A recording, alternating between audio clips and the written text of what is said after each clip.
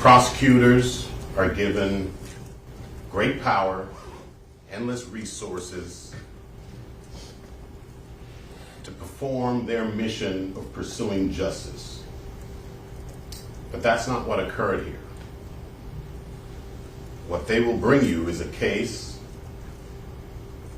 that is riddled with reasonable doubt, that is founded on an incompetent and incomplete investigation, and the exercise of poor judgment at every turn.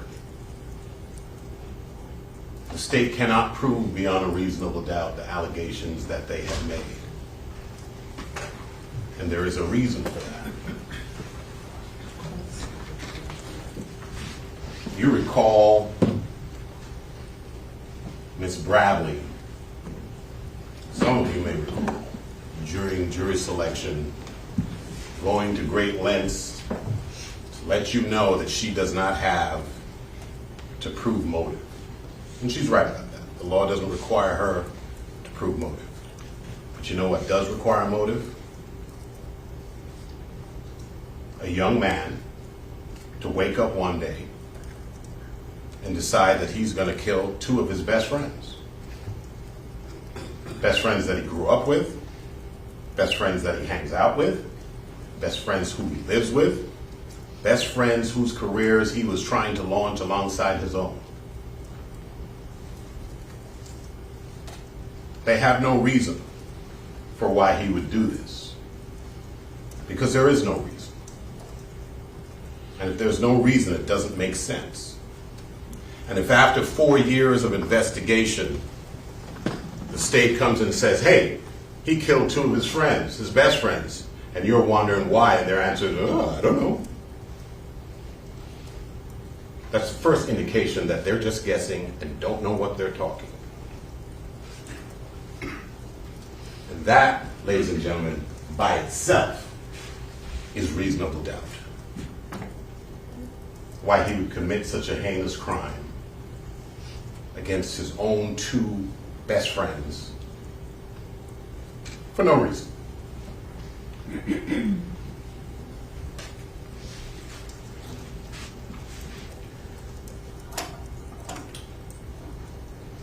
What happened here is that the lead detective, Detective murda, saw a video of Mr. Demons getting into a car 40 plus minutes before bodies were found in that car. And then he discovered that Mr. Demons was a rising star. And from that point on, he decided he's the only person that could have committed this crime. Because if you're involved in prosecuting a star, you become a star. This was his big break. And he had tunnel vision, and he zeroed in on this person, this young man, as the only possible perpetrator of that crime, to the exclusion of all other leads and evidence. There's a difference between cases that are investigated and cases that are fabricated. When a case is investigated, the state uses all its resources, its investigators, its experts, and all its energy to identify leads and run them to ground. When a case is fabricated, first a target is chosen, and then the state uses all its resources, its investigators, its experts, and its energy to run that target into the ground. That's what occurred here, and there's a reason why I say that. There are a number of leads that you will discover that were identified by the officers but were either completely ignored or given short shrift. I'm going to let you know, run through a few of them by way of example. Start with the most obvious one. Cortland Henry. Now, Ms. Bradley started her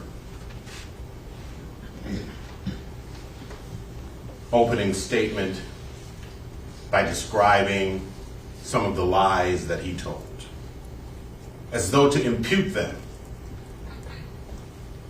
to Mr. Demons. Those were not Mr. Demons' lies, those were his lies. Cortland Henry shows up at Memorial Hospital, Miramar. You don't see him sitting there, but where you will see him sitting is in the driver's seat of a car with 2 dead bodies, a car riddled with bullets. And when he shows up with a change of clothing, change of shirt, gunpowder residue on his hands, evidencing that he had discharged a firearm. And he lies. He lies about where the incident occurred. He lies about how it occurred. And he lies about not having a phone. I think it was Miss Bradley herself who said, everybody has a phone in his pocket, not Cortland Henry. There were 3 phones in that car. There were 3 people in that car.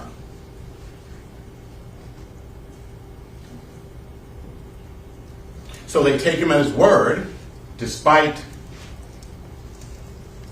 suspicious circumstances, and they let him go on his way. They soon discover that he's lying about the location of this incident, and they went back to him, and they label him a victim. And they said, we know you're scared. Tell us what happened. He lies to them again. They let him go. And they know where he went. They know the location that he went. They know the house that he went to right after. And any investigator worth his salt would have thought to maybe execute a search warrant on that location to see if you find any bloody clothes, any DNA, any blood, a weapon maybe. You guys are probably familiar with the series First 48. That's founded on the proposition that if you botch an investigation within the first 48 hours, you've pretty much botched it for good. It's 48 months plus later. They still haven't served a search warrant on that location. Why? Moretti already had his man. What's the point of an investigation? To find out what happened. He's using all his resources to try and prove what he has already concluded did happen. So, after Cortland Henry, lead number 2, a gentleman named Montrell Roll, and his sister, Nia Hewitt. Who are they? Well, another police department came into possession of jail calls between those two that occurred within 3 days after the murders, and discussed what they describe as intimate details of the murders. Intimate details means details that are not in the public domain. So 3 days after, these 2 people are discussing the details of a murder.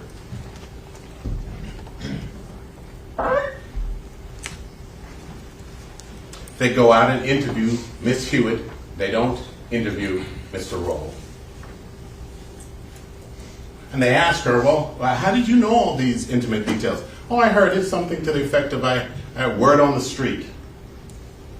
Doesn't say when she heard it. Doesn't say who she heard it from. Case closed. They move on.